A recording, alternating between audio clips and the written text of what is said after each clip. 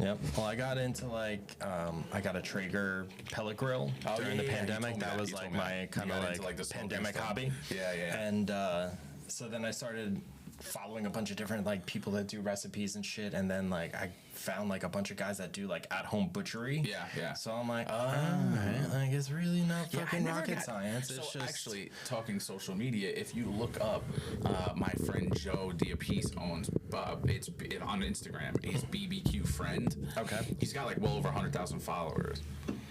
And he started just like how that, like, he's like, I just got into like smoking meats and stuff. And now he's like sponsored by all these like pellet grill smoker people. And he's got like, I think Ryobi is like a sponsor because he was building an outdoor and shit. Yeah, and it was crazy. He's showing me, he's like, dude, I don't pay for anything anymore. I was like, that's pretty sick.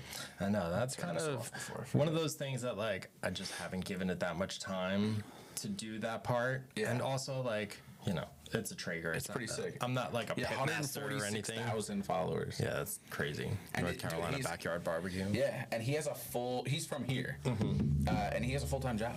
Like, wow. And this is just because he did it like started as like fun, and it like exploded. And he's like, well, that's what I make happened. extra money and I get all my stuff for free. There's this guy Paul.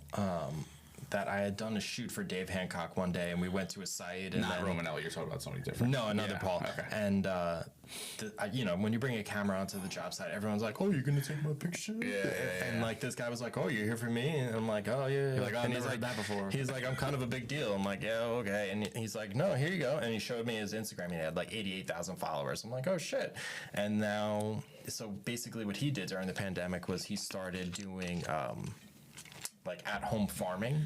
Oh, wow. Like in his backyard, just like fruits, vegetables, and like sharing content with that. And now he's got like 247,000 followers. That's crazy. And Mike Romano in our group, Yeah. it's his wife's cousin. Oh, really? That does it. Yeah, Because he's actually, like right over in Riverhead. I just started talking to him because we're gonna have to start looking for a bigger house. Yeah. Can you guys, would you be able to actually turn your headphones like the other way so that the wire is... Sure.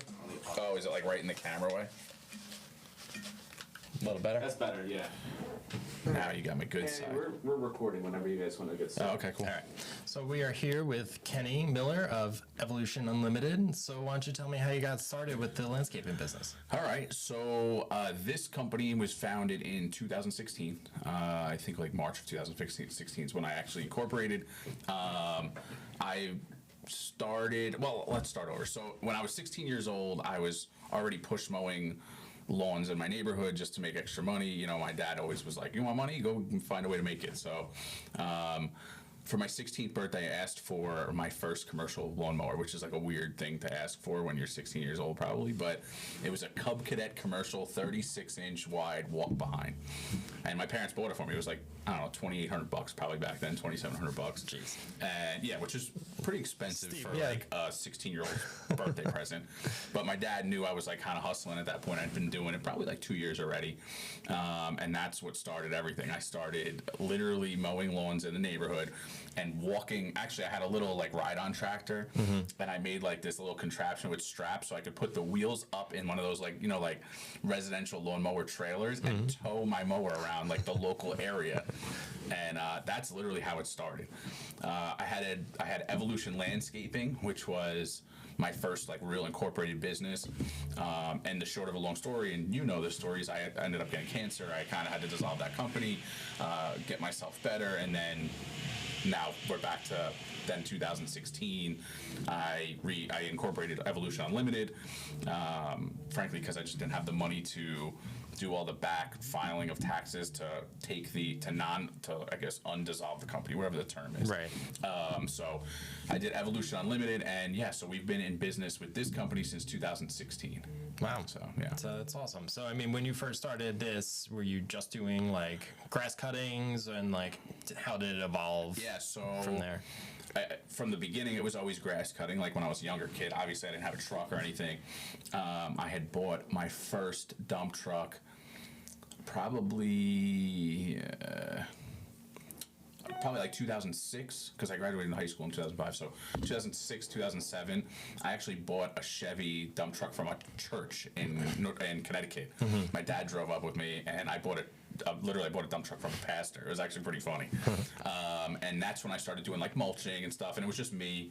And then it started to grow. You know, I went to college, did that whole thing. After my second year of college, I kind of decided college wasn't for me.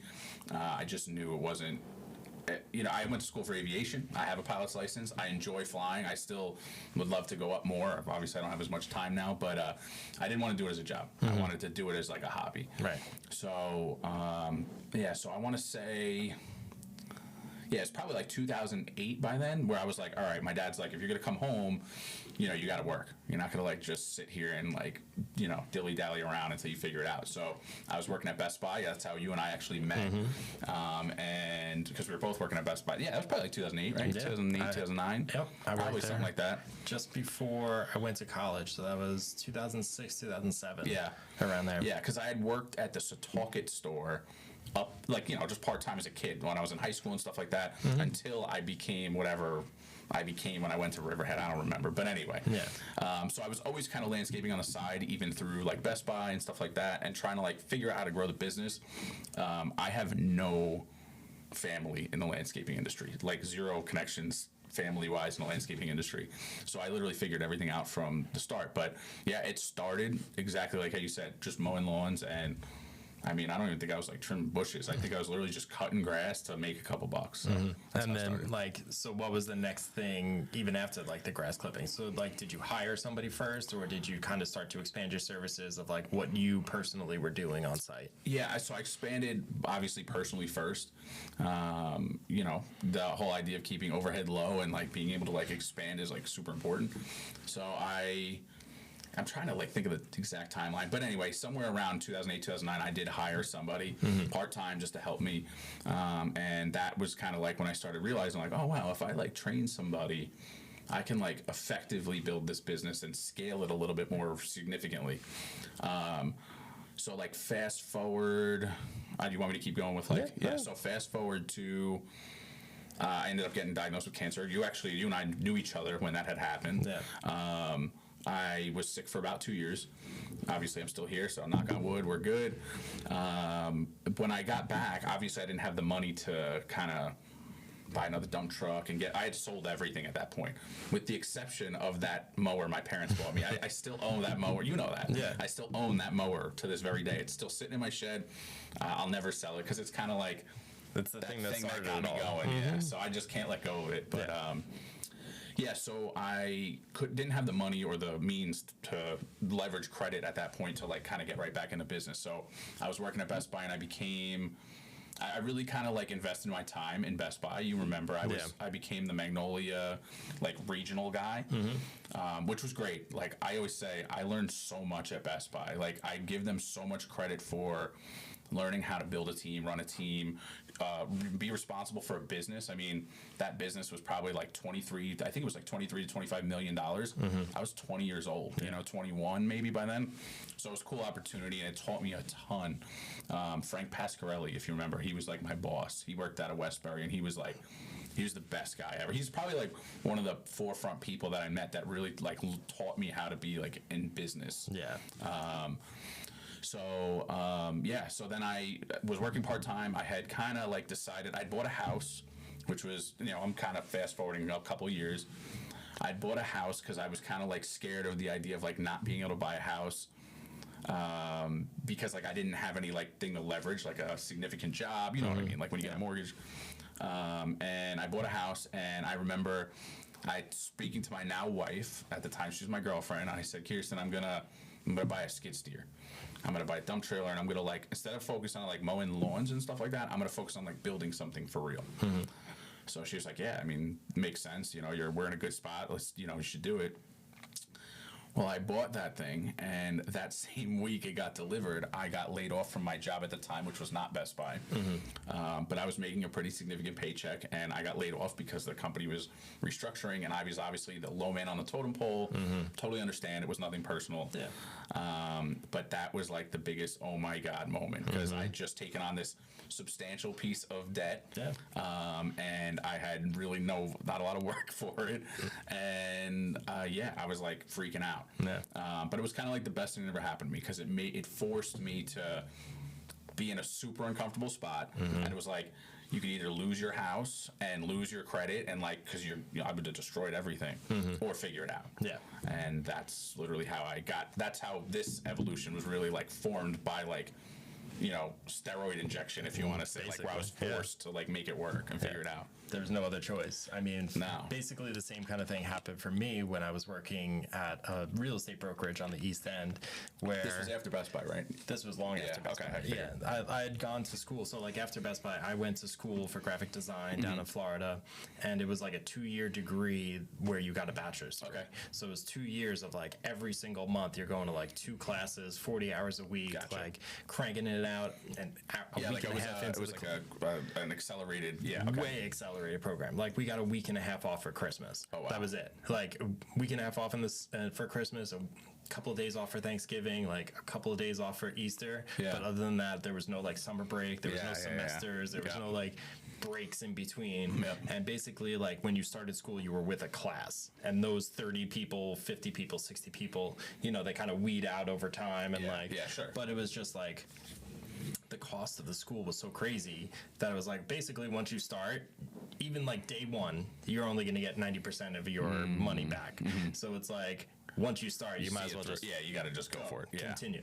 Yeah. So it was just like I got the graphic design degree, and then it took me so long just to find like a graphic design job because 2009, the economy was back into that awful, was- yeah. and everybody was outsourcing to like India for 10 cents on the dollar. So it was always like kind of a difficult start and stop.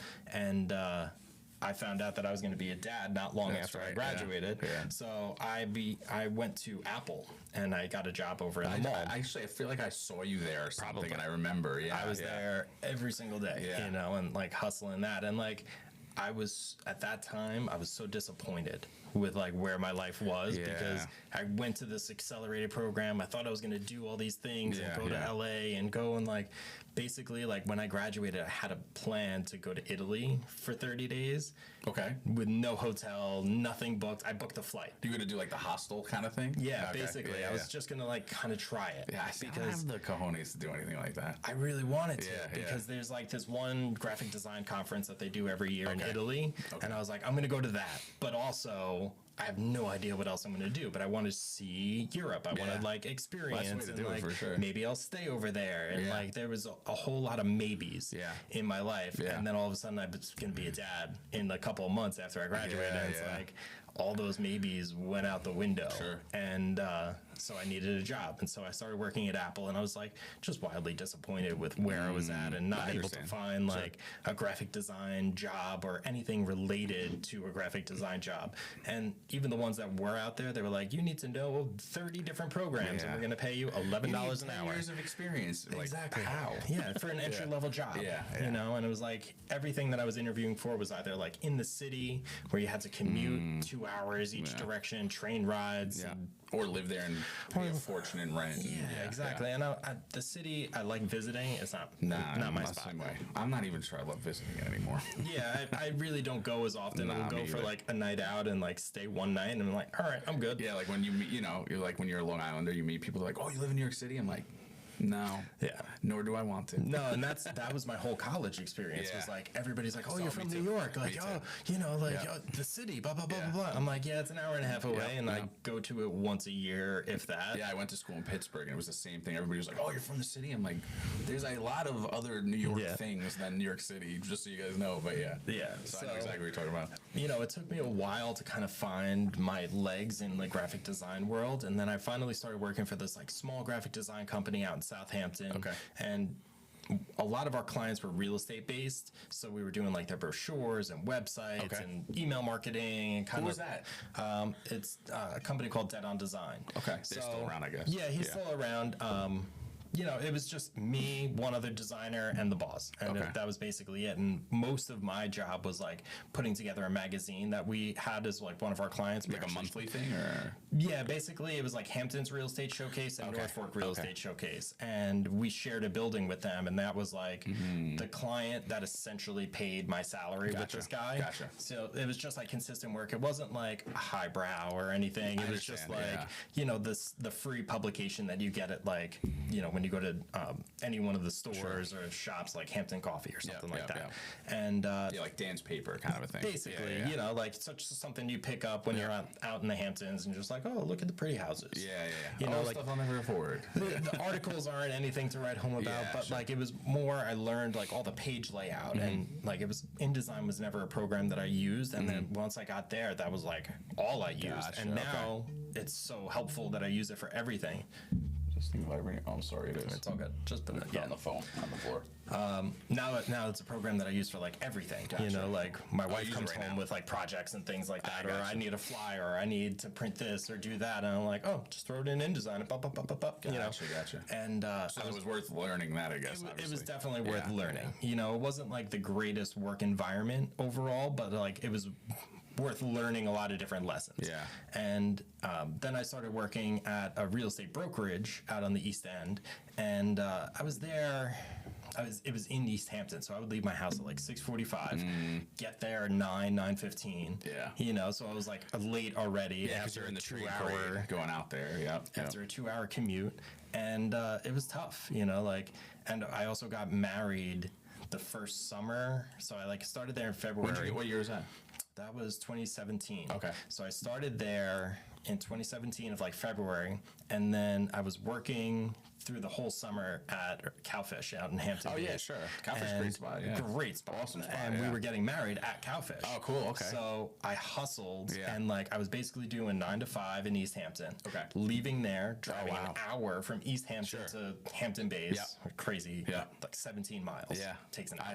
I know. It's crazy. Banana lands. That's why I won't work out there. And then I would go from Hampton, work at Cowfish from like 6 until basically like 1, Close 2 or o'clock I in was the gonna morning. say, yeah. And because I was doing service bar, Okay. which was perfect for me. Because Yeah. I'm like, I'm already touched out from like my whole day. Yeah. Like just put the ticket up, I'll And let make me the just- drink. Yeah, I don't and- want to flirt with you. No, Yeah. exactly. Like I didn't want to like hustle people or like Yeah. serve Yeah, or do yeah, yeah. like, what can I get you? What can I Yeah, get you? yeah, What can I yeah. do You're here? burnt out by then. Yeah. Yeah. I'm like, I just want to make the drinks. And move on. Yeah. And like when I work the events or like a wedding or something like that on a Friday or Saturday, Different, sure. totally different Yeah. and much easier because again, you're just making like simple drinks, Yeah. like whatever the main drink that the couple Yeah, wants you're for that dealing day. with like one party of people. Yeah, I Yeah, understand. and most people are throwing in a 20 when Yeah. they first get there, and then it's like, all right, man, I got coasting you. through this. Yeah, Exactly. yeah. And you know, I made so much during that summer, but I was fucking exhausted. Yeah. But then, like, even after that, I was just working, and then, you know, in a real estate office, it wasn't like the most exciting of work. Oh, I'm sure. Yeah, it You gets know, a like little I'm putting together gray. advertisements for people Sure. and like harassing real estate agents. Tell me what properties. Tell me what Yeah, properties you yeah, want to yeah. put in your ad and blah blah blah. And Yeah. like, so basically, one of the things is that we had an in-house photographer, and he was editing. He was taking all the photos. Okay. And he would do like 5-6 properties in a day, so we wouldn't have time to edit really anything. Gotcha. So like he'd be taking pictures in the fall with like leaves all over the ground and gray skies and like Okay. just doing what he needed to do on his end to like satisfy. get by, yeah. Yep. And so I'm like, this is Hamptons. I'm like, it's got to be a Yeah. little bit more than that. So I would start editing like the grasses, the skies, I remember and, you like told me this, retouching yeah, the yeah. pools and things like Yeah. that. And like, then one day I was just like, why am I doing this for somebody else when I could just take the photo, edit the photo, send the photo, and I don't have to think about that house again. Yeah. So I got like my own little camera, and I started around like midway through 2018. So I got it like Christmas of 2017, and then like most of 2018, I was like starting like the idea. Well, you were of this always, thing. I mean, because when I met you, you were working with cameras.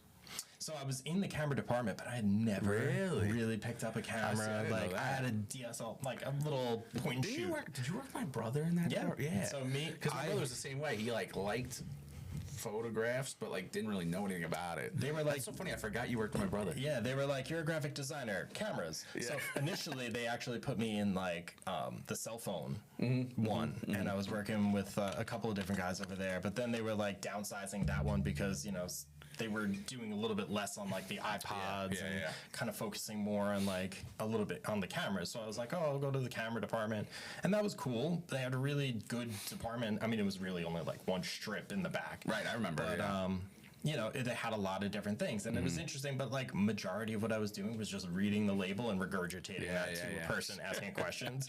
And Which one's the they'd be best? like, Well- well, what about? Well, can it do this? Can it do that? I'm like, Well, it says right here it can. Yeah, look at this. Yes, this one does not say that. So Yeah, I mean, but no. you definitely learned it over time. Yeah, I remember my brother got like super into it, and Yeah. he ended up buying a DSLR, and like he still has it, like just to mess around with and stuff like that. Yeah, I mean, I wasn't like inept with it, but it was just like not really my focus. Yeah, I was yeah. more into the computer aspect, but Okay. like the computer department was See, full. I didn't know that. I assumed that you were into the photo end of it. Yeah, no. So that's I was into interesting. the photo editing aspect more than the photo taking aspect. So it took me, maybe until I was like 25, 26 before I got my first graphic design job, and then a couple more years before I finally like picked up a camera for the first time. Yeah. And I had Wow, like okay. an entry level Canon T8, sure. like nothing crazy.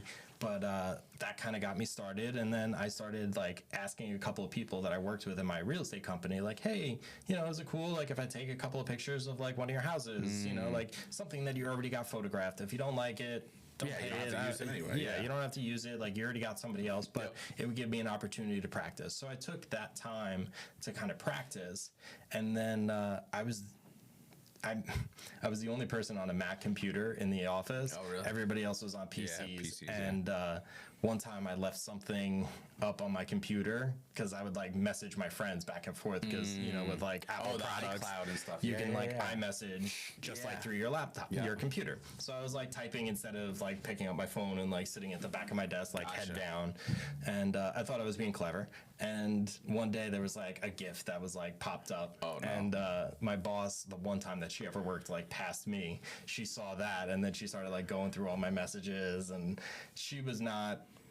Most of my bosses throughout my entire working life, with the exception of like a couple of people at Apple, were more examples of what I didn't want to be rather than a mentor or somebody Really? that I could like really learn from. And I always wanted like a mentor. Yeah. And so once she found him and she like came up in like with HR on the phone and like the other she, like, went manager, through the whole she thing. went through the whole thing. Wow, And I just yeah. sat there laughing. I'm like, all right, you got me. Like it is what it is. Yeah. But that was the kick in the ass. That same kind of thing is Yeah, like yeah, you that's put what up or usually shut happens. up and just Yeah. like you got to make this thing into a business. Yeah. And It's that's funny. I mean, I know so, and it's not a shot at anybody who's had like a family start or anything. Because honestly, God bless you, man. Like if you have a family in an industry that you are passionate about, why wouldn't you build off that, right?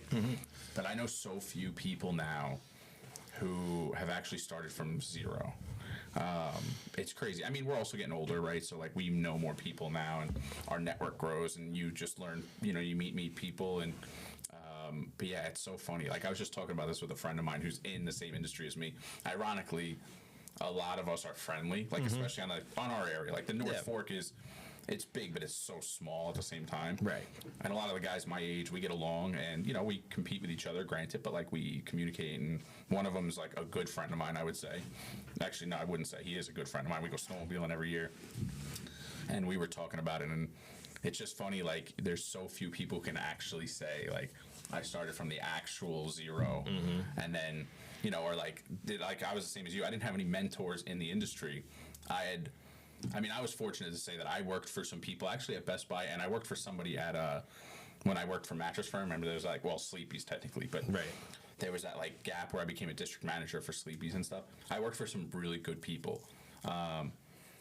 One person in particular, I probably like if you had asked me at the time, I would have told you I hated his guts. But like I learned a lot from him. It's like it's like hindsight, right? Yep. It's 2020. So I look back and I was like, man, that guy really pissed me off a lot, but he wasn't wrong. You know, like I was just not prepared, or I didn't do something that could have made my life easier. So I didn't have any like mentors in my space, like you obviously you didn't either, but I had some good like stuff to fall back on. Yeah. A lot of it, man, I have to say a lot of it came from Best Buy. I mean, you were working there. We were full time or part time. I don't remember. Part-time. Yeah, I thought so. So, Yeah. I started part time, and then I ended up, drinking the Kool-Aid a little bit, and I ended up doing like the senior, then supervisor, then manager, right? Yeah. I'd gone to college by that point. So Yeah, you were like I'd come back fully from in. college at Yeah. that point. Yeah, I'd kind of like decided, ironically, I don't work in the aviation field, and both my brothers are now air traffic controllers. Adam was a pilot too. My brother was a pilot, so it's just funny how like things go. Life, yeah. I mean, I don't regret it. I mean, I still enjoyed everything I did, and I learned a lot from it, but it's just funny how like everything actually pans out. And it's funny because you and I have known each other for a long time, really, if you think about it, since like at least 2008, 2009. 2007, yeah. So it's, man, That's been a while. it's crazy how like we're actually getting older. Now we have like I have I have a daughter now. Yeah. It's like, wow, it's crazy. I know. It's crazy how that kind of works out.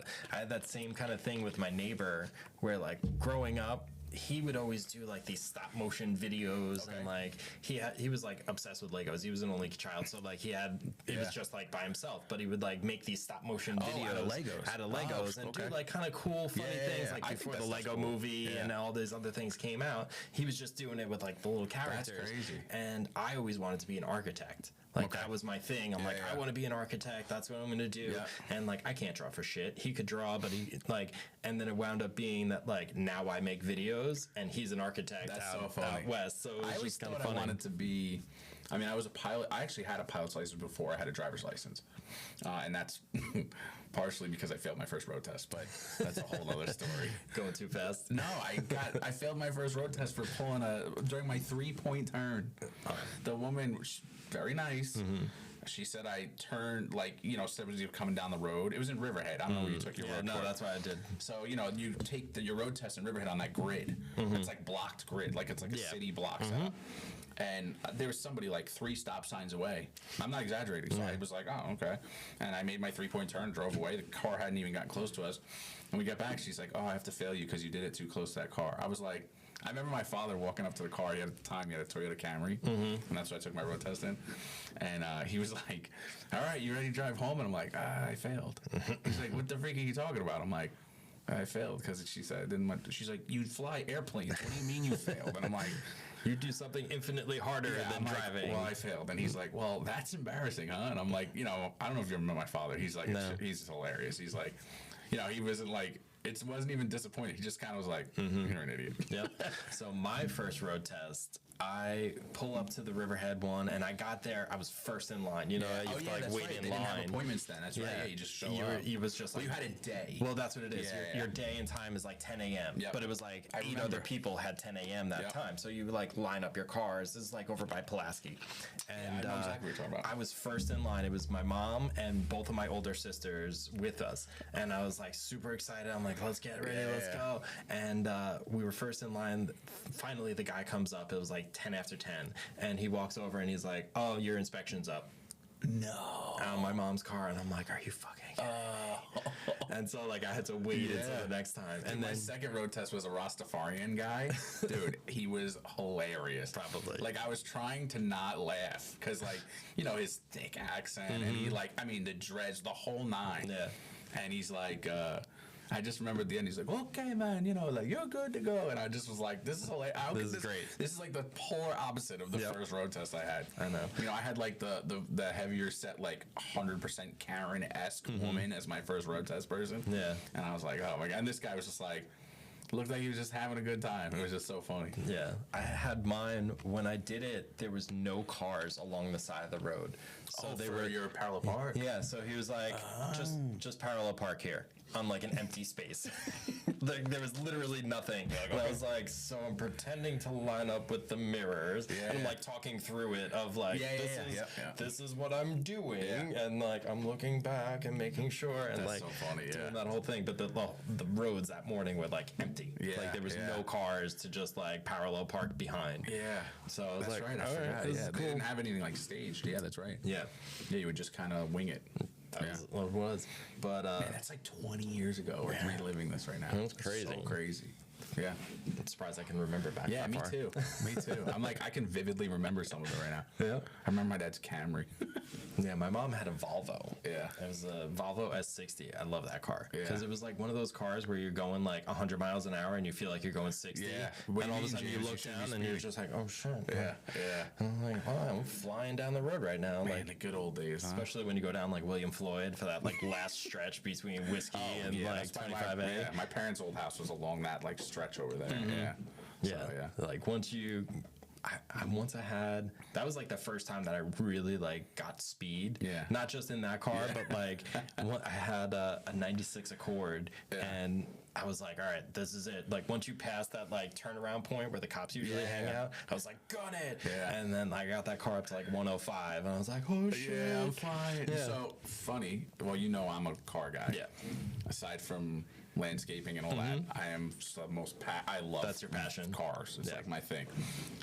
You know how I got my company name? How my name is called Evolution, right? From the car. So the short of it is, when I was 19, I bought my first Evolution, and for whoever might be listening to this, it's a Mitsubishi Lancer Evolution. I bought a gray one. I actually had it when I worked at Best Buy. You probably remember. I do remember that. My brother had that little silver SRT4 Dodge thing. Right. So I bought that car, and I just knew, like, you know, God bless my parents, because it's probably the reason I was able to build a business. They never lent me a single dollar. Like, I built everything off of like money I saved or leveraging my credit or whatever. So I knew to start again post being sick, I was gonna have to sell my car. Like, there was nothing around. Oh, I could do, and it was like, actually, I said 19. I was older than 19, probably 20, whatever. But I knew that car was gonna have to go in order for me to start my business up again and like be able to put money down and buy that machine and stuff like that.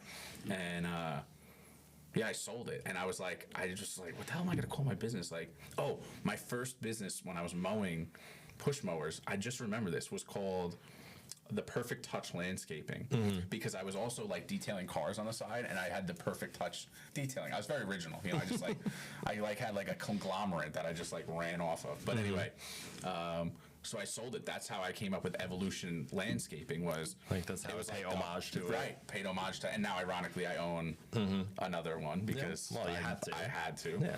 Once you get successful, and you're like, all right, I I'm always getting said, everything like, that I wanted. Yeah, I always said, once I get successful, I'm going to try to find the rarest U.S. one, and that's the one that I have, and I'm going to like restore it and do all this stuff. And I did it over like 3 years. Yeah. My wife hates that car. Like, sure. absolutely hates that car. She was been in it one time, and she was like 8 months pregnant, so she like really hated it. She was already queasy to Dude, begin with. she was like, I begged her. I was like, before the baby's born, like, you got to go for one ride. And I spent 3 years restoring this car, and we went to that new spot. The Bistro Boy, Alex's brother from Bistro, he's the partner at Southpaw. Okay, And cool. we took it to Southpaw. Yeah. And So you had to open her up on I mean, William dude, Floyd no for a way. minute. With my wife, I would never open up any car. She'd like smack the hell out of me if I was doing that while I was there. But that's how I actually got Evolution. And then I told you I had to dissolve the company when I got sick. And I remember talking to my accountant, my accountant is somebody I've known since I was in 4th grade. And I just was like bouncing stuff off of him. I'm like, man, what am I going to call the business? Like, I got to figure something out. And he's like, well, you could still use Evolution. You just have to like change it.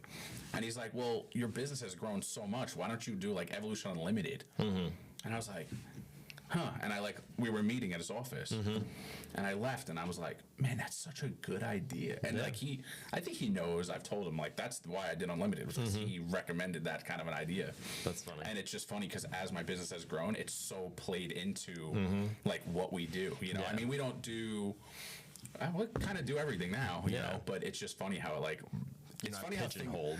yeah, into it a almost certain like, thing. and it almost like forced me to like expand, not forced, but you know what I mean? It was Yeah. like, oh, I grew into the name, Right. you know? Well, that was why when I started my business, I wanted it to be photographic studios. Yeah. Because I didn't want it to be like my name business. There's a lot of photographers where it's like their name is the name of the business. Think about every landscape construction company or construction companies, or you know, they're always like, you know, their name or like their initials, Right. or you know, or like, hey, whatever, you know what I mean? So, yeah. Something landscaping, but like it's related to their name Yeah. or something, or like certain brothers or something like Yeah, that. exactly. You know, but like I knew that I wanted to grow this thing more than just me. Yeah. Like even from the beginning, like day one, I was like, I would like to do this by myself, Sure. but also in the future, I would like to be able to send somebody else to a photo shoot Sure. and have somebody be okay Yeah, you with want it. to scale your business And not who have wouldn't? everyone expect, Yeah. like when you name it your name business, Yeah. they're expecting you to show up to Yeah. every single shoot. Yeah, yeah. And it's like, I knew even 5 years ago, 6 years ago, that like, I may not always show up to every Yeah. single shoot. That like, I want it to be like you're hiring the brand. Sure. You know? And that's kind of what I've done over the last like 4 years. Like since like 2018, right? Yeah. That's when I started like really hiring, really training. It's funny because like as you get to, I'm nowhere near like a big landscape company. I mean, we have 10 full-timers or 9 full-time, whatever the head count is. And then we bring on some like help during the summer, you know, where we'll expand it. We just need extra hands. So I'm nowhere near like a firm, Right. You know what I mean? But it's become really hard to find people bigger than me that are willing to talk to me and like give me advice, because now you're still competition. I'm still competition, right? Yeah. So like I might not be doing like $300, $400, $500,000 landscape installs, but I could, Yeah. because I have the manpower and because I have the ability and I have the equipment. I could, if somebody gave me the opportunity to bid something like that. Right. But I'm still 100% competition in like full service maintenance or like that area, right? So there actually is a guy that I speak to, I would say like pretty regularly, who is somebody I look up to a lot, and he's grown his business like from the ground up, and he's cool. He actually I'm supposed to have lunch with him in the next like hopefully a couple weeks, because this time of year we slow down a little bit and before like then cleanup season starts and it's like pandemonium again. So it's cool. You know, I've even said to him like, hey, just you know, like our conversations are like our conversations. Like I'll never like try to bid against you or like sit on, like just from you taking out the time to talk to me and like give me your experience. I wouldn't take advantage of that. And I know there's a lot of people in the world that would. So I get why guys are so like close-lipped and they're like so like, especially in like the service industry. Yeah. You know, like somebody's like, Well, 'cause oh, you're anybody charging can really do 300. it, Oh, I'm right. going to come in at 295. Right. You know, and it's like, and it's just like, bro, why? Yeah. Like, Yeah. I never want to take somebody's client. Yeah. If a client wants to come and work with me, Sure. you know, that's great. But Yeah. I'm never like actively like, oh, I saw you working with this guy. Like, I'm going to go and hit him up and be like, oh, Yeah. come and work. Come, let us do your thing. You know, like, Well, like we were just talking earlier about how I'm friends with a lot of like my competitors, so to speak, right? And it's funny because we've found that a lot of us communicating is better for all of us. rising tide lifts all boats. Yeah, and like it also stops. It's good for two reasons. First of all, it keeps everybody's pricing kind of in line, because then a lot of times when you're bidding against another company, let's say, and you really want that project, yeah, you might play the game a little bit, you might go a little bit cheaper, but some of these guys were coming in and like just destroying the number, and they were just costing themselves money because they were so far apart from, let's say, you and me, Right. that it's like, well, you just cost yourself like a couple $1,000s, Yeah. and you just did it for what? And now you're making everyone undervalue Right. what everyone else offers. And it's hard enough already because we're in a service industry that's not overly skill based. I mean, we do like ticket mosquito spraying and some other things that do require licensing, do require you to have a skill set, do require you to have like Right. an actual license to do it. But their cousin can come over and mow the lawn. Right, exactly. You So know, it's hard when their cousin has a mower that costs $4,000 and our mower costs $20,000. Technically, it's the same product, but it's not really. Right. But it doesn't matter at the end of the day. That's why it's so hard. But what I was getting back to what I was saying is because we all communicate, it's actually funny how. I don't want to say we control a market because we don't. There's so many guys that we don't talk to, but Right. it does make it more like competitive in a better way than like one of the guy I'm just gonna say his name if I don't know if it's gonna end up on the podcast, but Eric, he owns a company called Driftwood, and him and I are very good friends, and I consider him a very good friend. And I was texting him this morning complaining about how it hasn't rained in 4 weeks. Like we talk every day. His daughter is not much older than my daughter, so it's funny. We just have a lot of like the Similarities. and a lot of the same stories of how our businesses were built and stuff like that. Right. So we get along really well, and like there's been times where we've bid against the same job, and I'll text him. I'll be like, "Hey, did you bid this?" He's like, "Yeah."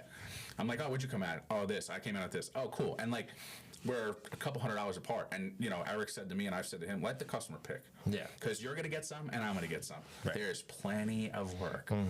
There's lots of You know. houses. You know. So we'll see what obviously it's gonna happen. And it's just funny when you stop thinking. Like, oh my God, I gotta get every single thing. I can't get beat by anybody. Yeah.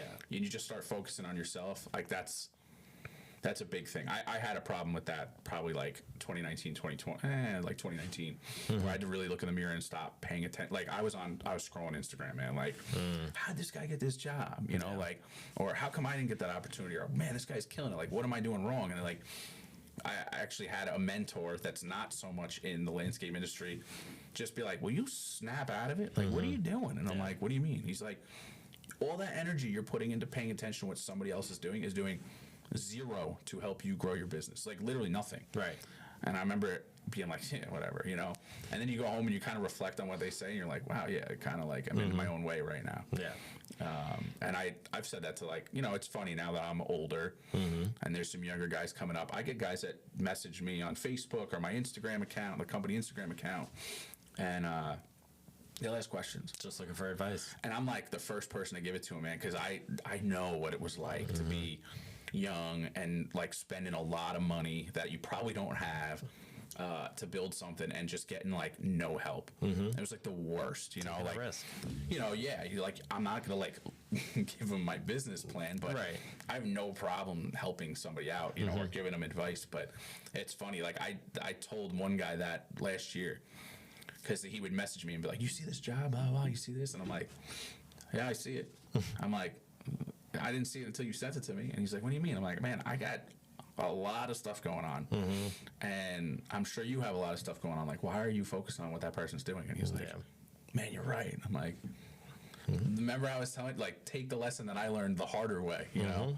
Because Yeah, I mean, get out your own way. I find myself kind of not necessarily doing that, or like really looking at somebody else and being like, damn, I should have gotten that job, or like kind of mean, I butthurt still about do it. it, you know? I mean, I look and I'm just like, that would be a cool client to work Yeah, for. yeah. You know, like, oh, I didn't know that they were interested in investing into this type of content. You know, like I'll see some real estate agents in particular that'll bring in a media company from another state. And then it's It's like, kind of like chaps your ass. You're and like, it's what kind of the hell? like, bro, I'm right down the Yeah, block. yeah, You know, yeah. like, I mean, I still do it. We all do it. you know? I mean, I'm not like impervious to it, but I'm not like my business is in a good place where I'm not like, oh my god, like I needed that guy's business, and Well, me now it's too. like, you know, if I do something or post something that maybe he's interested in, maybe he'll come and work with me instead of bringing in another company from another state. Yeah. And like one of the guys that he brought in recently, I was actually like, we're in a real estate like videographer group on Facebook together. like a Facebook, and okay. yeah, so like I'll talk with, because it's a very small niche. Yeah, oh, sure, you know, like sure. as opposed to yours where there's like 1,000 companies per town. There are you a know, lot. there's only like 10,000 of my industry in the entire country. Gotcha. So it's just kind of like a smaller community. So like there's a lot of people that are always like posting videos and saying like, oh, what do you think about this? What can I Yeah. do differently? What can I do better? Yeah. And people are like genuinely interested in giving good feedback. Sure.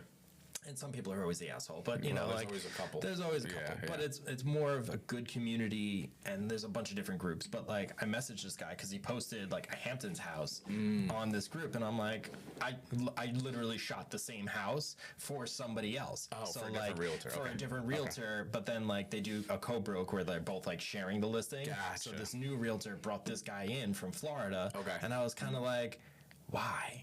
I'm like, the video that I done, like maybe he didn't see it, or you know, you never know like what somebody else is. Yeah, but you know and, what? like, It's also good if you can get some like legitimate feedback from him. Like, oh, he said he didn't have it. Oh, then Right. okay, it's just he missed what I did. Right. Or maybe he didn't like the way you did it. Yeah, who knows? you know? It's possible. Like all those things could be true. Yeah. You know, it was one of those things. But I was like reached out to him, like just curious, like what did you charge What'd he for say? that? Like, Oh, did he answer? And yeah, he was actually like pretty honest with like what he said, and I was like, all right, And it was like, in the ballpark what you do, or it was a little more than what I would charge. Okay. Or Which is my ironic. standard pricing.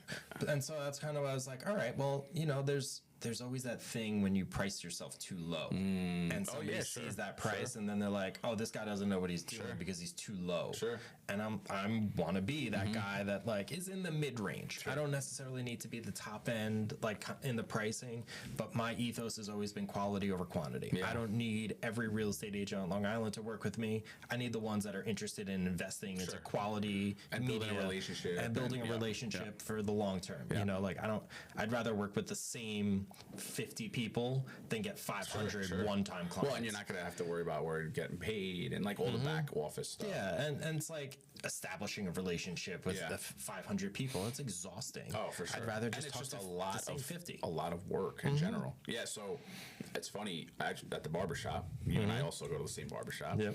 I was there. I always go like Wednesday right after our networking meetings, and I was at the barbershop and I saw a customer that I just bid a job on, and he was very cool, really nice guy. Yeah. No hard feelings or anything, and I respected him more for telling me that he was using somebody else, because it drives me nuts when I'm like texting people, and I'm not the type that like I don't hammer home at people. Right. Like if they don't answer me, then they don't answer me. But I will always follow up, right? Like you should. The good business owner will follow up on an estimate, whatever.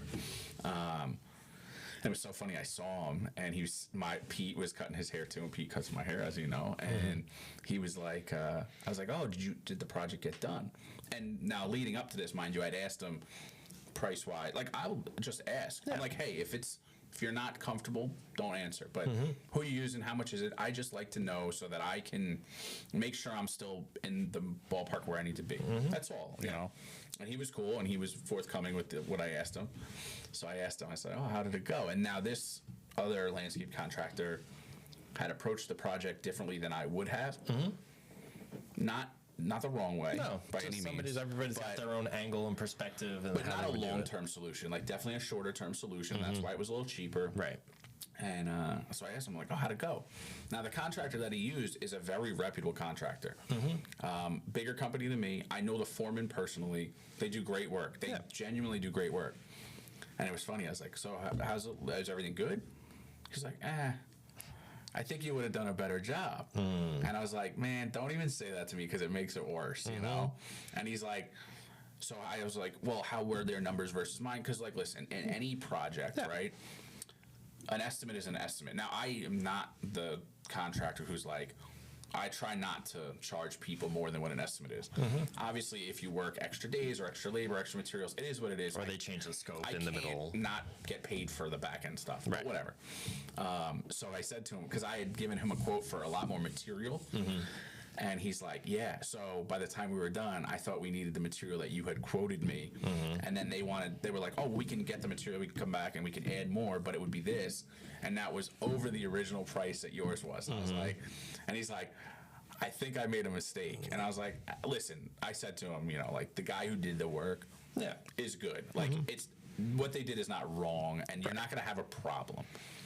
I get where he wanted it to be a little bit better, but it was just funny, like, that I'd run into him, and he was like, yeah, man, like, I think I'm going to be calling you next year. And I was like, really? Well, but that's how you win somebody, you know, like following up and not being a jerk and just being, you know, nice or whatever. No, absolutely. If somebody, like, every now and again, my phone will ring and somebody's like, oh, what's your price on this? And, like, sometimes it's the people that I used to work with when I was the cheap guy. When I was first starting off. Oh, so not a customer, like a competitor. No, so like it will be a customer. So like I would work with a brokerage, and like I would go to the brokerage and pitch them on like, this is my price structure, you know, and like they haven't talked to me in 3 years, and they're like, oh, what's your price for this? And then I'm like, oh, it's this, and they're like, no, and then like immediately hang up. They're like, that's too much, and I'm like, you know what? That's fine. Yeah. Like I've grown past where you're at. Yeah. You know, like, you know, especially with real estate. I don't want to say that like these real estate agents are making more than they deserve or anything like that, but like, dude, your clients are making buku money. Well, that's what it is. Like they're not making like 20 grand. Some of these people are making commissions like over $500,000 in the luxury market, but especially even in like the residential, the standard market where like me and you live. You know, like somebody selling our house. You know, you're walking away with a fair chunk of change for the amount of work that you're putting into it. Sometimes, of course, there's always nightmare deals that take like 6 months in order to deal with nightmare clients. Nightmare clients and like the shit totally rolls down. We all deal with it. Exactly. But it's just like you're penny pinching on the thing that gets the most attention for your listing. Like I tell people my whole job is to get feet in the door. You know, like when people are trying to be ultra perfectionists with like a regular high ranch in like Shoreham, for instance, you know, like you're being a little bit too much. Like the goal is to get people in the door. And that's what I'm here to achieve, you know, like, and it's just like, you're not selling the house from photos.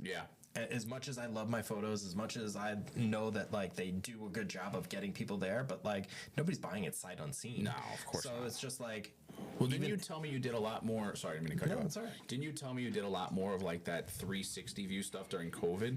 No. So a lot of other guys were doing that. So I don't do that only because it's not the time on site, but it's the time for the end user. You know, like if Like to you use it, you're saying. if you're Okay. going through Zillow and you look at one house and they have one of those To be 360 fair, I tours, probably never use it. well, that's the point. Yeah. That's one of it. But then it's like you're clicking through and you're walking through a house. Okay. And like during COVID, it was definitely functional to an extent, but like it's exhausting Sure, to sure. do. And especially like it's exhausting in a 2,000 square foot home. Imagine 5,000, 6,000, 6,000, yeah, 10,000, yeah. you know, like how long is it taking you to click through every single room? And so like I never found that the end user used it.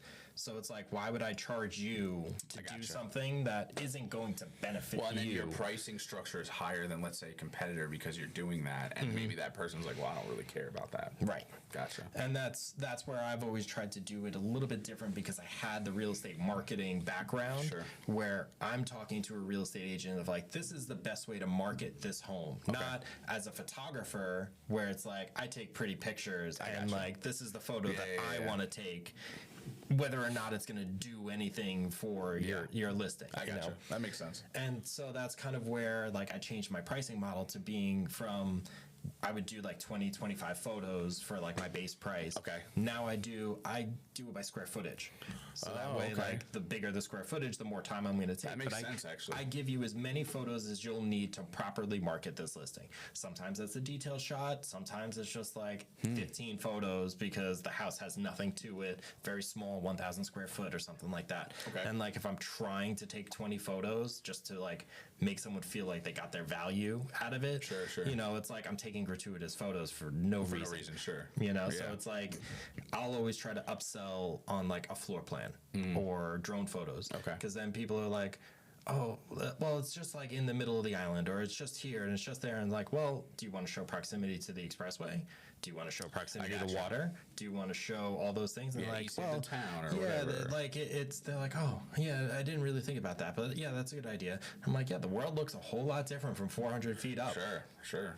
You know, and like the amount you could be 3 miles from the water and still see the water 400 yeah. feet up. So Sure, it's sure. like you're just showing what a potential buyer might get, where it's like, You're like, oh, you're you within walking distance. you're within walking distance. The ocean or the beach is just around the corner. You know, like you're down the block Yeah. from the water. So it's just kind of like everything that I'm doing is a tease. And when I do video, I always tell agents that the video is not necessarily the thing that's going to sell the house. Okay. It's not nobody's watching the video and being like, that's it, I'm going to buy that house. Yeah. But it's more of like a branding tool Yeah. for a company, for an agent. You know, it's like, Well, I mean, it works too. I mean, It does. Did you meet Tyler yet? no, I'm actually meeting him later today. Today. Yeah. So Tyler saw that reel that I had regurgitated. Well, you know, that's a weird term for it, I guess, but reused. Because frankly, that was the the aeration one, and it's because the temperature's so warm. Right. People's sprinklers are still on. We've been able to do like some later season stuff I probably wouldn't normally have done. Right. And he saw, because I reposted it again, and he was like, he messaged me, he's like, dude, who does this for you? And I was like, oh, it's this guy James I know. I've actually known him for a long time. And that's when I reached out to you, and I was like, oh, I'll give you his information to reach out. But that's literally like, to your point, he was like, this is like what I need, man. I need like this. Yep. He's like, I need like to the point, but like, he said to me like sexy or whatever. He's like, I need it to be like appealing and quick. Well, it's got to move. Yeah. And like, especially in today's day and age where like ADD culture is really taking And over. like 15 people don't 15 seconds. You got They're 3. like, You have 3 seconds Yep. to like capture somebody's attention to get them to say, stay. watch it for the next 15. Sure, And then at 15, they're like, all right, that's cool. And then like it and move on. And that's why I always tell people with like getting on camera too.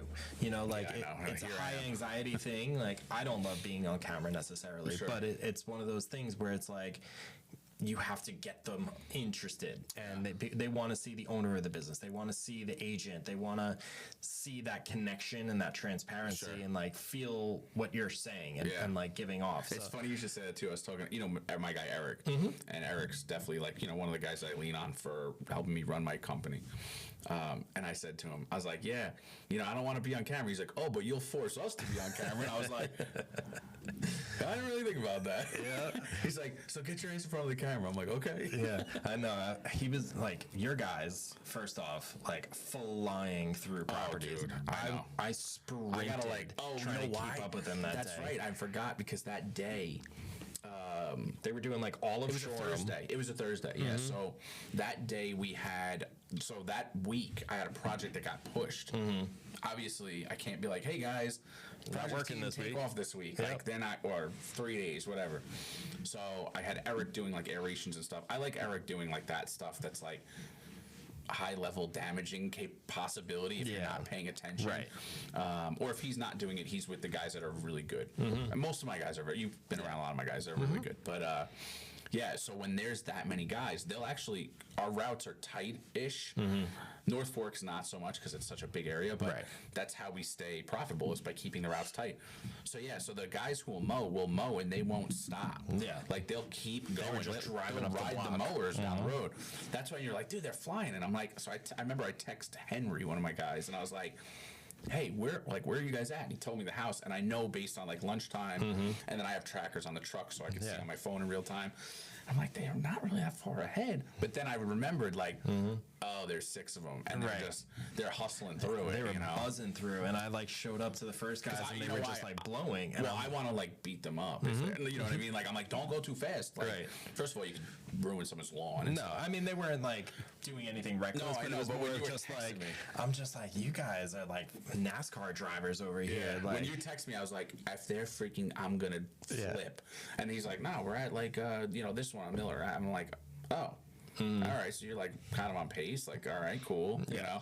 but it's you were just for me because I'm used to just like showing up to a place. All right, we're gonna film here. I got a little bit of time, and like 15 minutes. and I didn't even have that. You know, like those houses too, like that section there's not a lot of huge. no, there wasn't Those were anything also that kinda quick. Yeah, they were very small We didn't really- properties. So.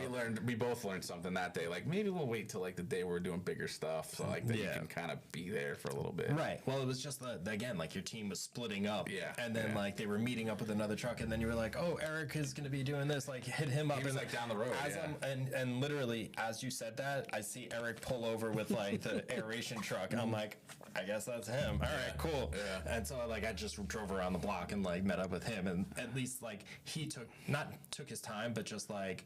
He was there for a little while. Well, that job takes more time, sure. Whereas like the mowing guys were just Kind like of mow and go. buzz, Yeah. and then like they're on to the next thing, and the blowers are still like at that one. Right. I'm like, I got a lot of following footage with of the like the truck and- blowers. yeah. You know, I'm like, Well, that's actually so another reason why I love those like expensive mowers. First of all, they cut beautifully, but because they have that huge catcher, Yeah. they can mow like those smaller properties. They can mow 2 or 3 of Yeah, those before they have to empty.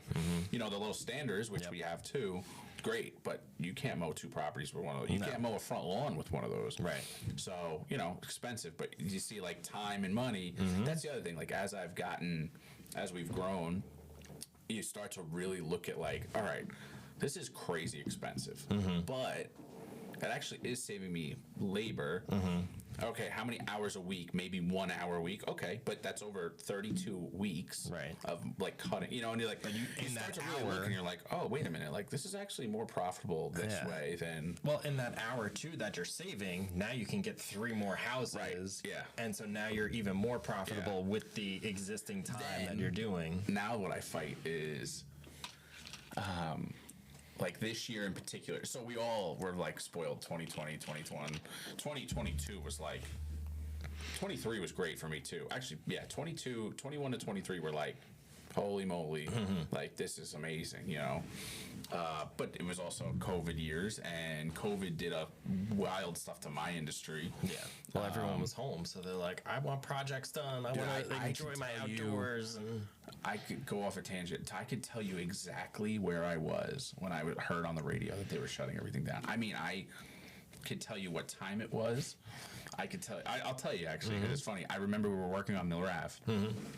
These folks had bought a house that had a pond in the backyard, and this wasn't like a koi. It was a koi pond, but it wasn't like a koi pond like you're thinking. Like a duck pond. It was like the kid could drown in the pond. It was so Right. deep. So they're like, it's got to go. Like we don't want this. Is like super dangerous. They had really young kids at the time. And I remember it was so deep that when the skid steer was in the hole, I was eye level with the ground. That's how deep this hole was. Yeah, it was wild. I remember the radio being on. It was probably like 10 after 11 because we were not to lunch yet. And I was in the machine, you know, like I'm still in the machine a decent amount, but now the guy is also, you know. And I remember having the FM radio on, and they made the announcement of, hey, you know, we're shutting down everything. Everybody's got to stop working. You know, it was like a 2-week mandatory shutdown or whatever it was. 2 weeks to stop the spread. And I remember being like, oh my God, I have bills. And like, you know, like not that I was in like lose my business, but I was like, no one knew when we were going to start again. Right. And I just remembered like literally the anxiety that took over my body in that moment was like, we went already up to your eyeballs, but now you're physically and metaphorically up to your eyeballs. We went to, you know, shop with us or whatever. And I was getting like a sandwich. I so vividly remember it because I was freaking out so much. And it's just funny because I remembered thinking I had just built that's not my current spray truck, which you've seen and shot, but my old one with the roll up doors. Yeah. And I had just spent a fair amount of money building. I paid cash for the truck. I paid cash to build it out because I was trying to keep my overhead low. And I was like, oh my God, I just spent all this money and now this truck's going to be parked. I'm like, this is like the worst case scenario. Like, this sucks. Timing was awful. And it's funny because the tick and mosquito spraying industry, after the 2-week shutdown, exploded because everybody was home. And now this was a justifiable, not that, listen, tick and mosquito spray, we spray your house. It's not an overly expensive thing, but obviously if you do it over 6-7 months, it adds when up. you're spending all day, every day with the kids home, you know, like when you're used to them being in school for 8 hours, it may not be like the first thing on your mind of like, all right, I'll spend that extra $100 a month, $120 a month, and like do this thing. Now that they're home and they have nowhere else to go, have to spray. And then all of a sudden it takes them coming in with one tick. And you're like, all right, freaking out. You know? So luckily for me, that part of my business exploded. I had a full-time licensed technician at the time and somebody who was trained as an apprentice. And I was like, oh my God, this is amazing. Like, this is like, and that business carried all of my liabilities as far as debt's concerned through 2020. Like, I'm not exaggerating. Tick spraying business saved my company. Well, obviously things ended up cranking again, but if it hadn't, would have been what that part of my business would have been what saved my company from going under, which was like really big eye opener because you're like, holy crap, I got to diversify a little bit. Like, this is like, it's landscaping, right? Like, we're full service, but like you really have to like. For me, I was like, wow, this is like, I don't ever want to feel like this again. I have to fix this. And I did, you know, that's what you did. But yeah, it was crazy. 2022, 23, I was like, oh man, 21, 22, 23. I was like, man, I can't see the bottom anywhere. And now here we are, 2024, right before an election. And it's like, it's slow. You know, I mean, everybody I talk to in pretty much a lot of industries are slow right now. Well, it's because money is tight. Everything money is crazy tight, and expensive. I think people are, you know, I always say, put politics aside. It's not about who you want to win or who you don't. I mean, it is about that for people, but for me as a business owner, everybody spends money based on a market, and what I mean by that is some it's the stock market, some it's their feelings and how that market makes them feel, right? Like, so it's become so polarizing, like especially an election like what we're in right now, where people are like really just, dude, the wealthiest of people are like just, man, we're just hanging, we'll see what happens. Because they live off their investments, right? They live off of what interest they make, what they could take out, what they could spend on projects, 100%. So it's definitely been like a weird time. And luckily, we do a lot of maintenance, so we're busy. We're busy. It's not like, when I say we're slow, I mean like, we're just not, the phone's not ringing like it usually does. And this time of year, it always slows down. But I think the next like 6 months are going to be super interesting. Yeah, that was kind of where my business was, where like the winter would get like really quiet. And last year it was quiet, but it wasn't like dead stop. As like, I say, I feel like you were working like I've seen you posting stuff. In years past, it was like almost a dead stop. Like come like end of November, December, I was lucky to get like a couple of people to book like a video or something, and like photos like sparingly, maybe like once or twice a week. I feel like Hampton's real estate slows down then anyway, right? Well, it's also like when you're taking pictures of multi-million-dollar properties in the snow, or like or everything's dead in the grass. winter. That's kind of what it is. Like you're selling the summer in the Hamptons, so that's kind of like a lot of what I shot this past summer isn't even coming onto the market until spring. Gotcha. So it's a but lot. you have to be proactive, yeah. But you have to be proactive. A lot of exteriors only, you know. So I was just taking pictures and video of the outside, and then like Gotcha. the house on the inside still needs a lot of work. But And they you can gotta do like whatever. empty out a whole bunch of stuff. I could do that like in Gotcha. the winter and just blow out the windows Interesting. and Okay. like as long as it's not a waterfront. Yeah. You know, Yeah, like yeah. you can kind of flub that a little bit and like just mix the two footages together and make it look like you get the summer footage of the outside and Yeah. then winter footage of the inside. But you know, like that was kind of where I started this business and doing like the podcast studio because it was more of like I don't want uncertainty in the winter. Yeah. And this type of business doesn't Well, I mean, matter what if no. it's raining, if it's I mean, 2 you feet gotta of think, snow, as too. long as you can get here. And like, Well, like you and I had spoken when you were talking about doing this. I was like, man, that's like in my head. I was like, that's cool, but like, is it gonna work? You know, like I didn't say that to you, but I just find thought out. about it. Yeah, I guess we still are waiting to see. we're but still waiting, but for me, like to you, your point about the winter, like you had said something to me like a couple weeks ago. You're like, well, if you want to start a podcast, and we could offer like where we edit it, we produce, essentially you produce it, right? And then you just come in, you sit down, you bring your guests, you do what you want to do, and you leave. This makes it so realistic to anybody. Like anybody who wants to, and like you also said something to me which I had not thought about, which is using this as a like, yeah, sure. If you get sponsors, it takes off great, right? Your podcast takes off. That's awesome.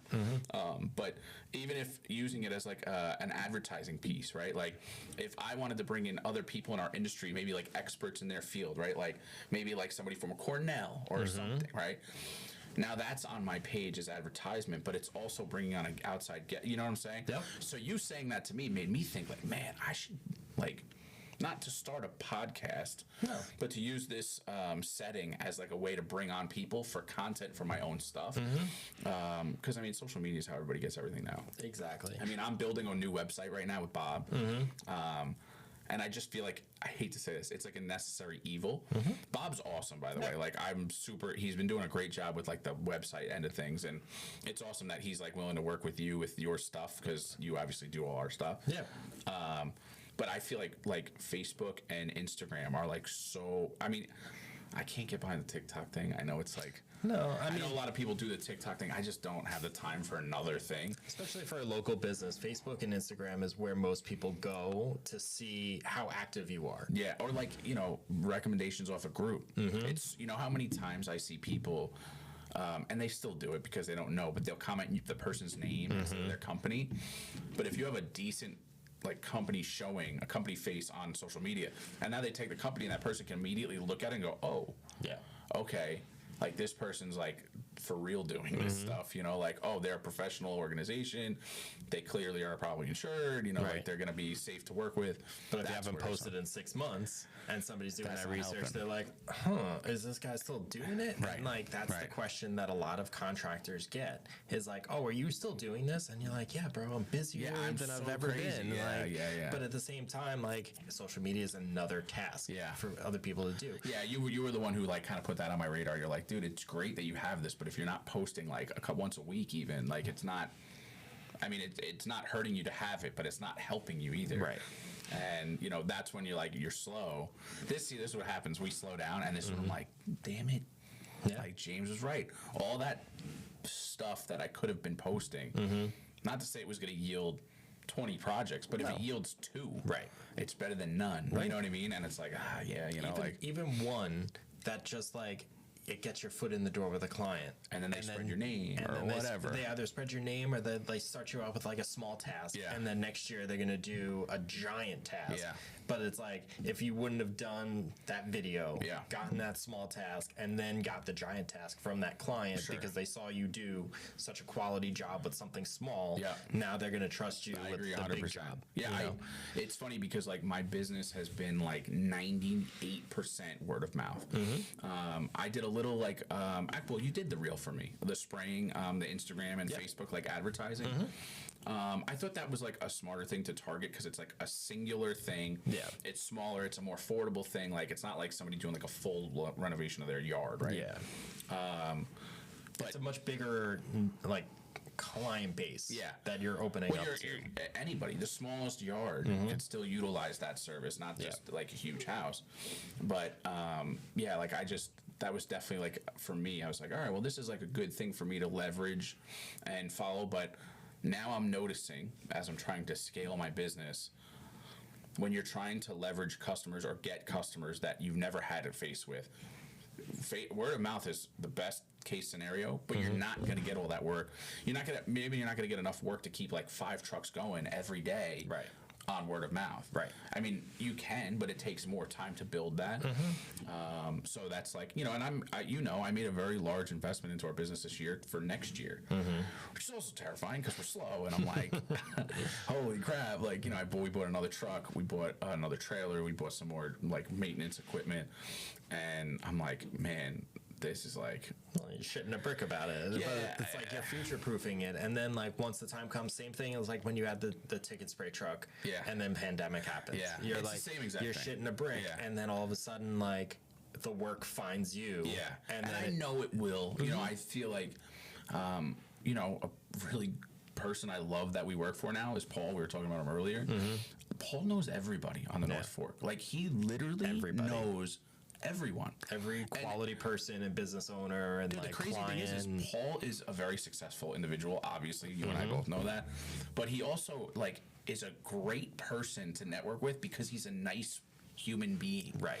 Like people love Paul because he's nice and he's relatable and obviously he's got a local business. So I love that we work for him now because I know that he's going to be like a really good partner for me to have as far as He's a loudspeaker. Yeah, and like, I just love. First of all, I like Paul. I like working for him. My Great guys person. like working for him, and I'm like, that's like the stuff that I'm like, all right, if I can get in with a few people like Paul, do their work, and grow from there. That's how we're gonna grow the North Fork end of things. Yeah. But also like the social media stuff. But yeah, I mean, the way you describe it, shitting a brick is probably accurate. It's probably pretty close. And you know what it comes down to, like. Especially with the studio and having conversations like this, you've been on camera. Yeah. It's nerve wracking, and like I'm just definitely talking more into comfortable a now, camera. But it's not like the most. I would say 90% of my clients that I put on camera are not comfortable doing it. Oh, sure. And it's certainly like breaking that comfort barrier. Yeah. But having a conversation, we're gonna get a whole bunch of clips just from doing this. Sure. And like. Now it's more natural. Yeah. Now you're getting to know somebody when they're talking and it's having like a conversation. It's real. Yeah. That's what it is. It's not scripted. Like it's not you sitting me in front of a house and I'm like, today we installed plants. And I'm like, this, I'm an idiot. but with more. I'm like, this is so dumb. Yeah. I remember you were like, dude, you're fine. You just gotta like talk more. I'm like, man, I am not cut out.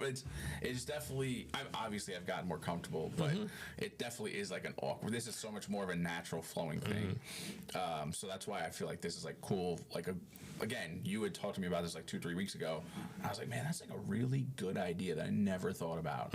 Like just utilizing it that way is what I'm getting at. Yeah. So It's a good leveraging option. yeah, And I think it'll do well for you, man. I think that you guys are gonna. I think you guys will kill it. cool. I I think appreciate for sure. you. Yeah. Yeah. I mean, I'm really excited for the space. You know, Yeah, like it's unbelievable. it took a little while to build it all by myself in between doing another full-time business that was in the middle of summer and kind of busy, but like, I like the sets too, man. Like that one over there is really cool. that one's really cool.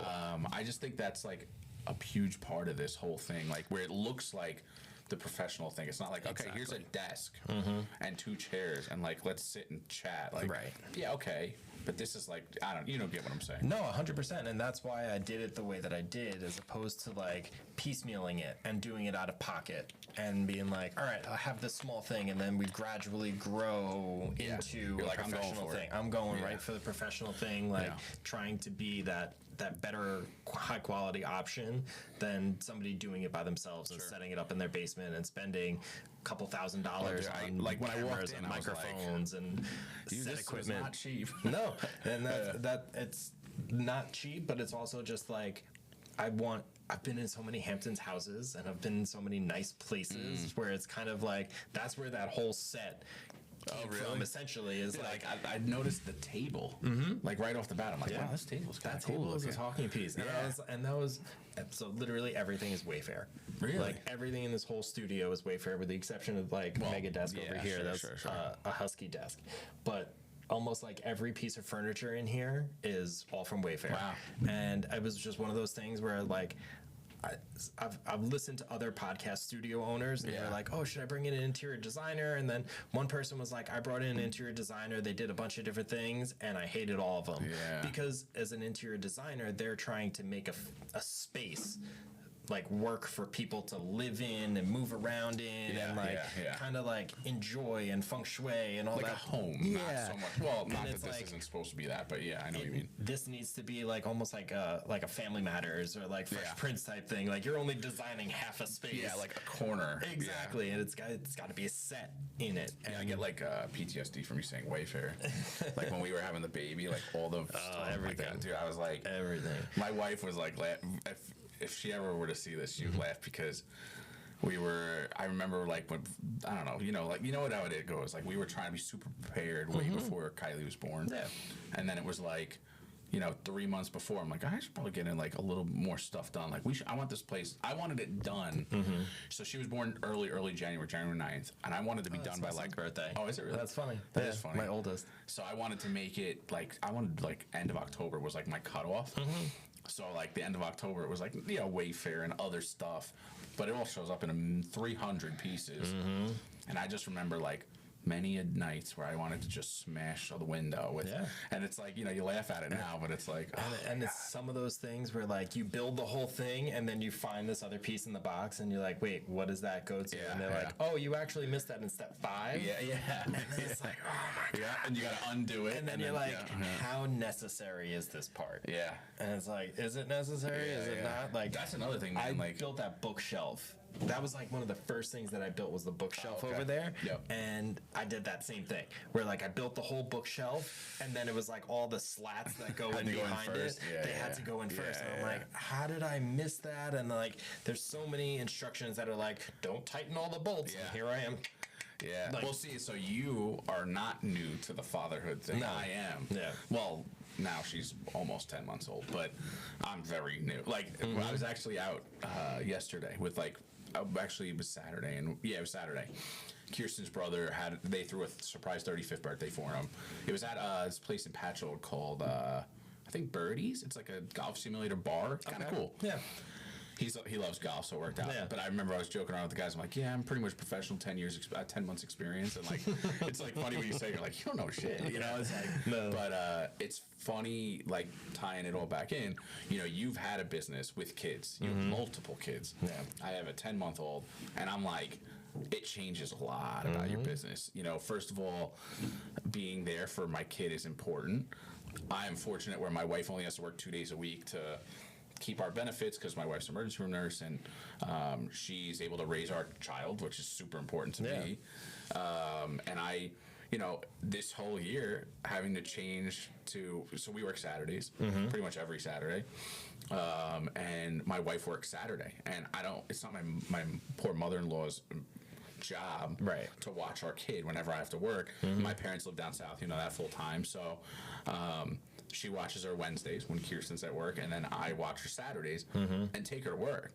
She's been coming to work since she was 3-4 months old. That's awesome. And it's funny, people laugh, but like we were moving it was actually the first time I like threw the towel in, so to speak. We were moving like a 18 foot tree, big evergreen in a house in Manorville. And I had her in the machine sitting on my lap. She's at this, 8.5 months old when this happens, right? And, I'm being dad, but I'm also trying to, like break this tree. Yeah, we're moving essentially a 6,000 pound probably tree, 55 to 6,000 pound tree. So it's 2 machines and it's a tight spot. We're trying to move it and replant it, and it's all burlapped. And I remember she's old enough now where she like touches everything, and the machine's not in park, and she freaking touches the thing, and she starts like moving it, like not aggressively, but I was like, oh my god. And I remember I called my mother-in-law. I'm like, I'm sorry. Can you come here and take this kid before like somebody? This is something bad level happens.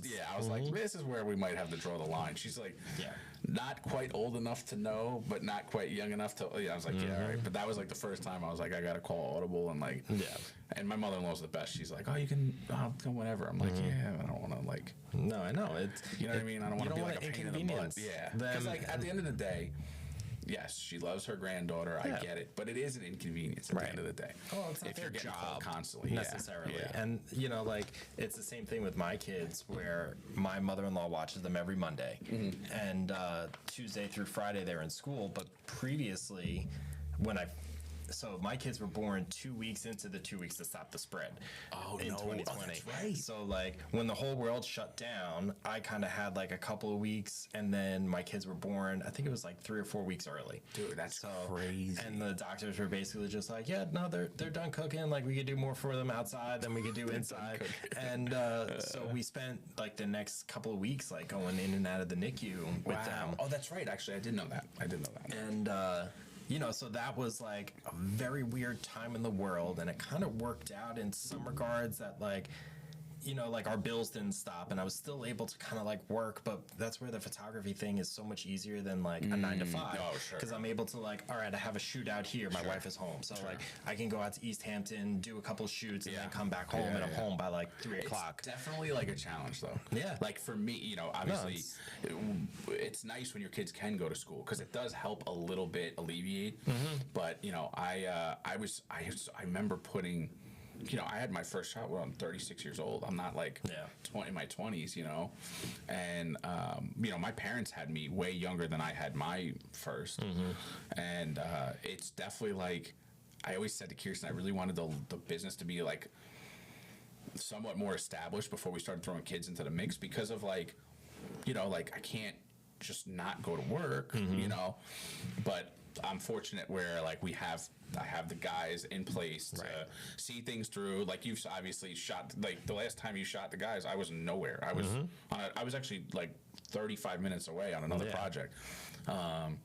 So luckily, like timing wise, it kind of worked out, but it was also kind of like, I still have like days where I'm like last night, my daughter always sleeps, thank God.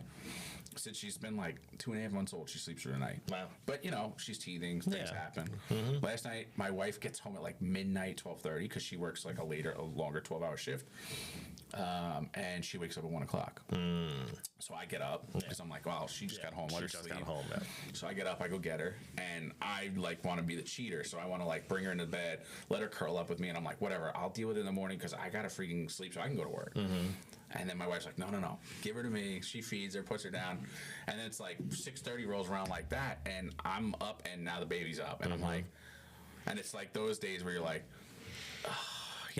it's hard, especially at like 10 months. Yeah. I think so. My kids were born in April.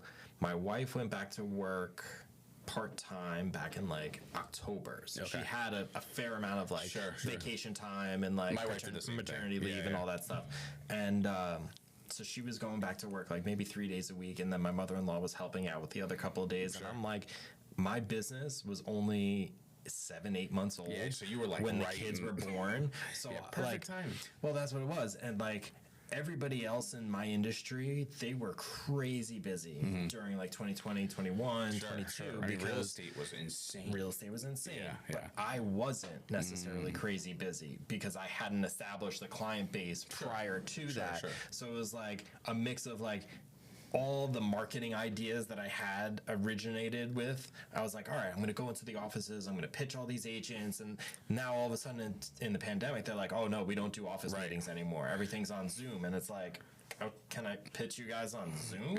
And they were like, no, we're not having any like vendors or stuff. So I'm like, oh. Yeah, like you can't just show up and, I don't want to say force your way, but like force them to like give you a little bit of their time.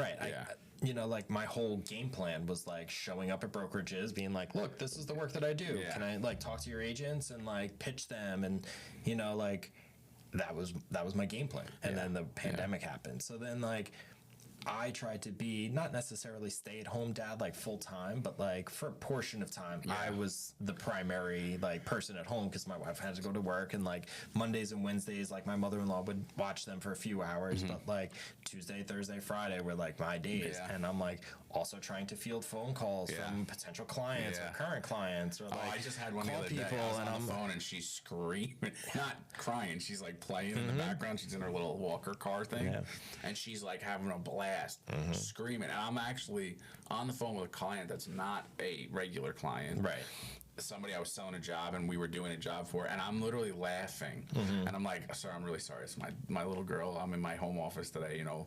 And he luckily was like pretty cool about it. I was like, "She's just having a grand old time," and he's like, "I can hear." Yeah.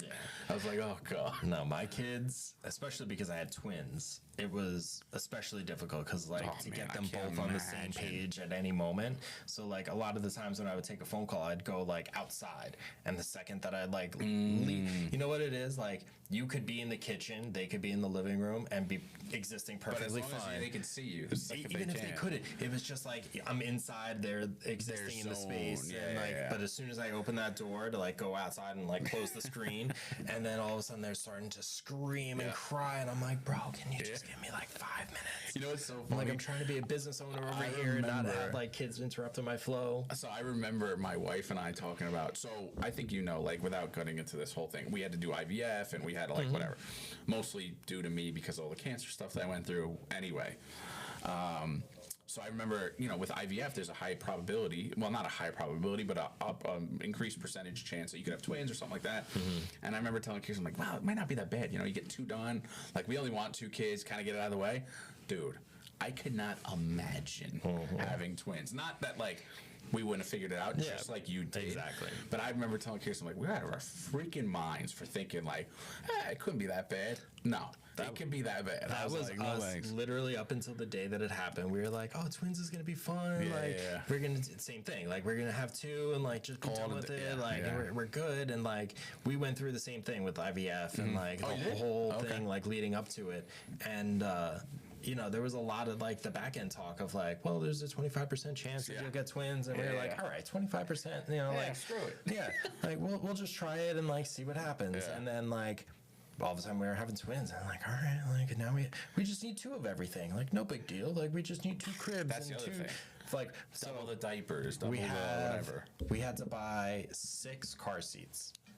Oh, that's right, for the mother-in-law and So your me, car. And my car, my wife's car, and my Man, mother-in-law's that's like- car. So like we It's needed like $3,000 in car seats. in seats, yeah, it was crazy. Crazy. We had a Oh, lot of yeah, very I totally generous remember. family and friends, and like, you know, we were able to kind of like piecemeal some together. Sure. But like, we only really needed 4, Yeah. but then like somebody was like getting rid of a couple, Sure, so sure, we were like, sure. all right, perfect, that works out for like my mother-in-law's Dude, car. I can't imagine, because I remember like my wife, you know, like I'm the breadwinner of the family, and I love it. I love being able to take care of my family, you know what I mean? Especially my wife, because my wife does work very hard, and she, you know, granted she works 2 days a week, but her job sucks, dude. Yeah. Like, An emergency room is tough. post pandemic and during COVID, her job was miserable. Yeah. You know, so it's also kind of nice that she only just worked 2 days. But yeah, so she like texts me. She'd be like, hey, I need you to order this car seat or whatever. And I text her, be like, what the freak do we need another car seat for? And she's like, oh, well, you know, we need it for this. And she's going to outgrow this and blah. And it's like, I'm like, first of all, thank God you're here, because I wouldn't know what the freak I'm doing. Second of all, do we need a second mortgage on the house? Like, this is crazy. But yeah, man, twins is Yeah. wild. Well, that's where like Twins is wild. the school bill, you know, is more expensive than my mortgage. Like Oh, the like for preschool. for preschool, yeah. Dude, it's so crazy. It's crazy. That's and like that's when only 4 everybody days was a like, week. "Oh, is Kirsten going to work?" And I was like, "Man, we did the math." And my wife's an emergency room nurse. She makes great money. It was cheaper for her to go down to 2 days to be able to maintain our health benefits than for her to work and us to get childcare. Yep. I was like, It's banana lands. crazy. Adam warned me, my brother, because he has 2 kids. Yeah. And he's like, wait until you got to do some childcare stuff. He's like, why do you think Kate's stay-at-home mom? He's like, it's nuts. Yeah. And I remember like seeing prices and stuff and being like, this is insane. Yeah. Like, My I'm wife gonna works start a full time, daycare. and like the thing for her is that, especially with twins, you know, the idea of being a stay-at-home mom sounds appealing Yeah. until you're actually doing it, and then you're like, I'm gonna lose my fucking Yeah, mind, man. You know, It's- she's home with them today. One of them is sick, and the other one wanted to come to the studio with me. I'm like, oh, not today, buddy. I'm like, we'll How find old a are they day. now? They're 4.5. 4, I was gonna say, yeah. So like full talking, full everything, yeah, but like yeah. not able to sit still No, for any not period like of during time. this conversation. Not like Yeah. If I brought him to the studio, he'd be over there. Even if he was on his iPad and like like chilling for a little bit, and like I really we try not to do screen time. Yeah, we're the they same never way. get like an iPad at home. Yeah, that's we don't never either. like their thing. I mean, but she's only 10 months old, granted, but yeah, we try to keep her away from the TV if we can. yeah, stuff I like mean, that. TV we try to do like slower shows and things Well, like we just, that. I mean, and- you have to. I mean, you have to let her watch some TV because I gotta get stuff done. Exactly. It's not a no TV, but it's just like I do try to limit it, and especially like Yeah, like Miss Rachel. well, the kids there was a period of time where they did get used a lot of TV, and I was just like, you could see their attitudes changing. Yeah. The second that you turn it off, they were like monsters, and so because there's two of them, Sure. you're always outnumbered at like a certain Yeah. point in time, and it's just like, all right, we gotta chill this like nothing before school, nothing after school, because once they come home from school, it's like that maybe hour and a half sprint to bedtime. Yeah. Oh, yeah. And Because they're on a tear. They're on a Yeah. tear. They fired up, yeah. Yeah. They got on very little energy at school, and now they're coming home, and they got and especially with two boys. It's so funny. My friend Kevin actually battles. said that to me. He's like, you say like, oh, it'll be nice when she goes to school, get some free time. He's like, dude, then that thing comes home, and it comes home like a tornado. I was like, oh my god. And like with two boys, they're battling Yeah. all the time. Yeah. All the Now time. your oldest is how He's old? 14. He's 14. That's But he right, lives okay. out of state, so like Oh, he he is doesn't. out of- oh, that's right, He I doesn't forgot, yeah. interact with them, but Yeah. like they love him. Every time he comes, like especially Ryder is like on him, like white on rice. Well, the because he's whole like time. the cool older guy, older brother. It's just you know. like, oh, I have another brother. Yeah. Okay, great. Yeah, and yeah, like, yeah. but Where's he live? North Carolina. he's in North Carolina. that's Yeah, what I thought, yeah. And he's actually coming up in a few weeks when we do Thanksgiving. Oh, cool. Yeah, so Yeah. that'll be cool. But Yeah, now we had. It's funny how you go from like, I'll talk about business to your kid. It's so crazy how much it's it's a part of your together. life, you know. Like So crazy. The reason I'm successful in my business is because I have a family to provide for, Yeah, 'cause and you there's have to. no other way. Yeah, you have to. And honestly, I couldn't do a 9 to 5 Nah, I couldn't because either anymore. Not anymore. not even just like the ability, but like the cost. Yeah. Like the time away, sure. the commuting time, Yep. as well as paying for anything. Like Yep. that's where being a business owner and having an expandable income, where it's like, all right, this thing came up. All right, now I gotta hustle another Well, couple and of things. You and, can like, make your income work around your schedule to a degree. And I mean, that's why, like, we were back to what we were talking about.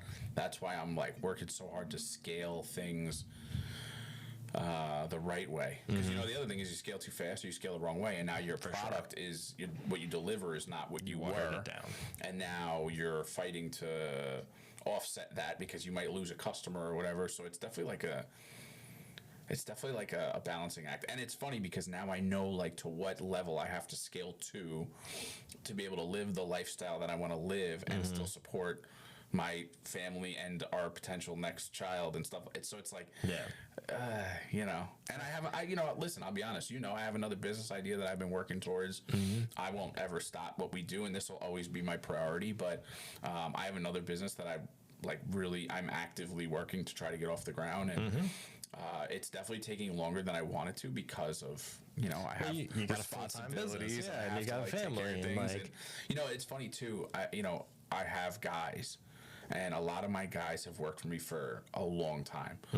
More guys work for me that have worked for me for like many years than less.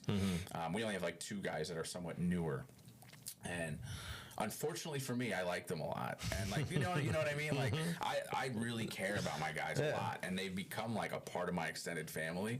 So now I have such a loyalty to them too. Yeah. That it's like, man, like I gotta make sure. Like I don't want them to not have the work for a full week of work. I mean, luckily we've never had that problem, knock on wood, yet. But it's like that's always in the back of my mind. Like, yeah, I got a family, but I also have like this family, and then every one of my guys except for 3 all have kids under 3 right now. Yeah. Every single one of them. So we're all kind of in this interesting like thing together because we're all like some of them have had kids before, obviously. Yeah. But it's just like, oh my God, like now if I disappoint them by like, let's just say we have a slow month, which again hasn't happened, thank God, but like that impacts how they take care of their family.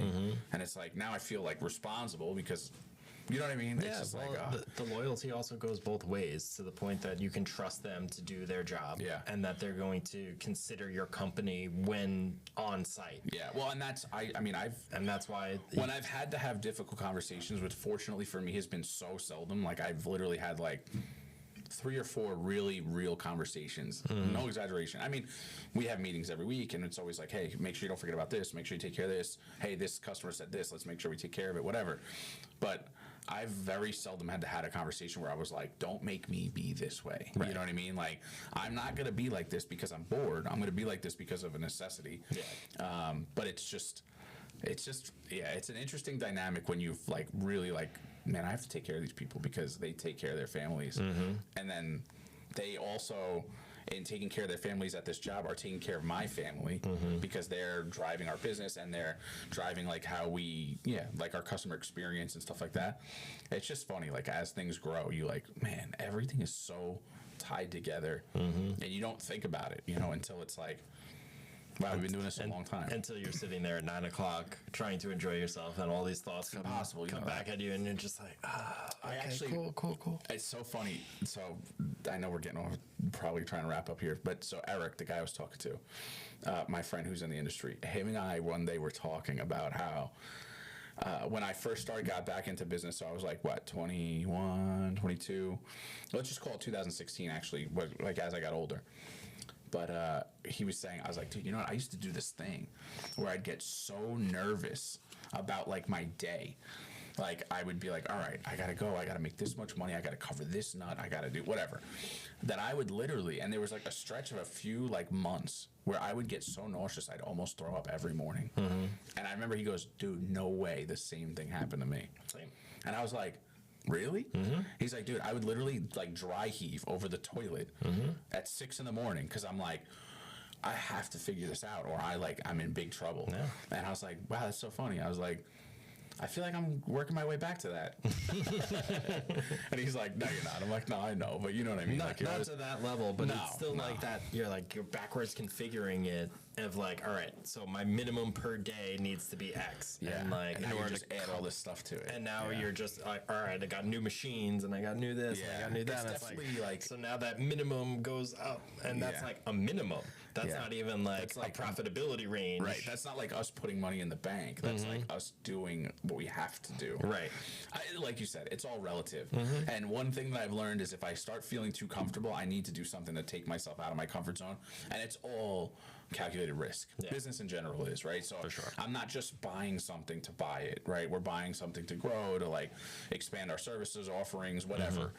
So it's a little easier when you have like real revenue behind you, but it's also still like, man, trucks are $100,000, like machines are, it's like, especially post-pandemic, everything is crazy expensive.